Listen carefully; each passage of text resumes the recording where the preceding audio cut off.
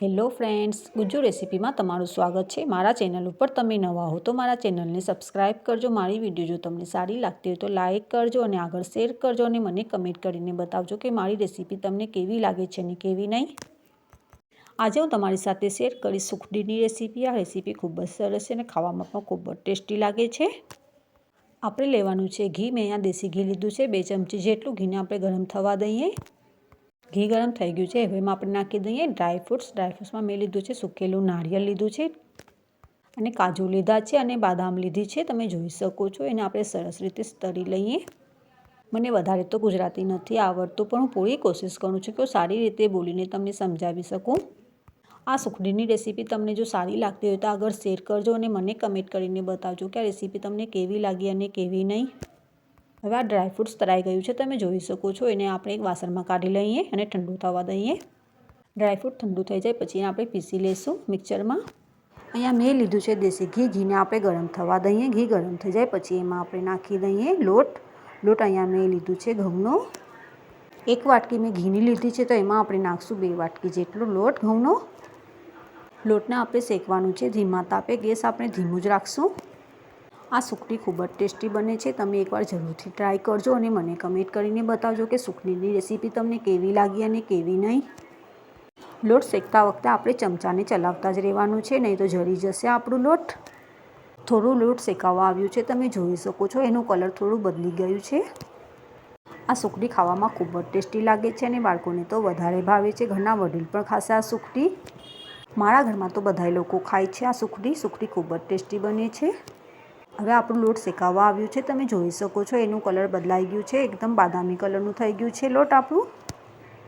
હવે આપણે લોટમાં નાખી દઈએ 1 ચમચી ભરીને મલાઈની। મલાઈ મેં અહીંયા તાજી મલાઈ નાખી છે, તમે જોઈ શકો છો। મલાઈ નાખવાથી એનો ટેસ્ટ વધારે આવશે અને સુખડી એકદમ સોફ્ટ બનશે।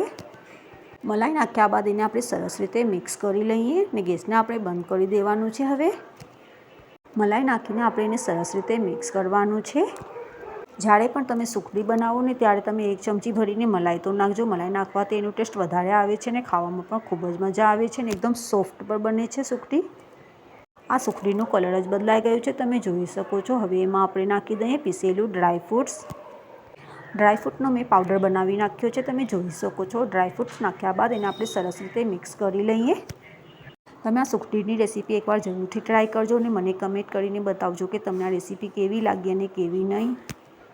તમે મારા ચેનલ ઉપર નવા હો તો મારા ચેનલને સબસ્ક્રાઈબ કરવાનું પણ ના ભૂલતા અને વિડીયો જો સારી તમને લાગતી હોય તો લાઇક કરજો અને આગળ શેર કરજો। તમારા ઘરના લોકો સાથે શેર કરજો, તમારા ફ્રેન્ડ સાથે તમે શેર કરજો અને મને કમેન્ટ કરવાનું ના ભૂલતા। આ સુખડી એકદમ સોફ્ટ બને છે, મોંમાં જતાં જ પીગળી જશે। તમે આ એકવાર જરૂરથી ટ્રાય કરજો। હવે થોડું ઠંડુ થઈ ગયું છે, તમે જોઈ શકો છો। મેં એને ગેસને પણ બંધ કરી દીધું છે। થોડું ઠંડુ થઈ જાય પછી એમાં આપણે નાખી દઈએ ગોળ। તમે તમારા હિસાબે નાખી શકો છો। ગોળ નાખ્યા બાદ એને આપણે સરસ રીતે મિક્સ કરી લઈએ। મને વધારે તો ગુજરાતી નથી આવડતું, પણ હું પૂરી કોશિશ કરું છું કે હું સારી રીતે બોલીને તમને સમજાવી શકું। આ સુખડી જો તમે એકવાર બનાવશો તો તમારું મન થશે કે વારવાર બનાવી આ સુખડી। આ સુખડી ખૂબ જ ટેસ્ટી બને છે અને બનાવવામાં કંઈ સમય પણ નથી લાગતો। 10થી 20 મિનિટમાં બની પણ જશે અને ટેસ્ટી પણ બનશે અને ઓછા ખર્ચમાં બની પણ જશે। 20થી 25 રૂપિયામાં સુખડી બની પણ જશે તમારા ઘરમાં। આ એકવાર રેસીપી તમે જરૂરથી ટ્રાય કરજો અને મને કમેન્ટ કરીને બતાવજો કે તમને આ સુખડીની રેસીપી કેવી લાગી અને કેવી નહીં।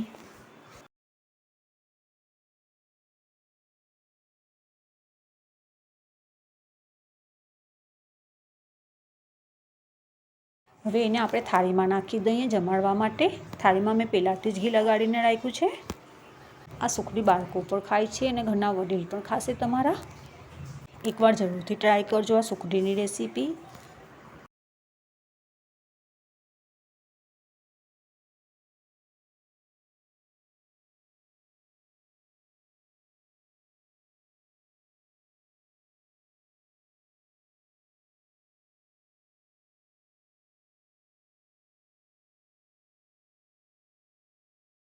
હવે આપણે એના પીસ કરી લઈએ। તમે તમારા હિસાબે પીસ કરી શકો છો, નાના પણ કરી શકો છો અને મોટા પણ કરી શકો છો। વિડીયો સારી લાગે તો લાઇક કરજો અને આગળ શેર કરજો અને મને કમેન્ટ કરીને બતાવજો કે આ રેસીપી તમને કેવી લાગી અને કેવી નહીં।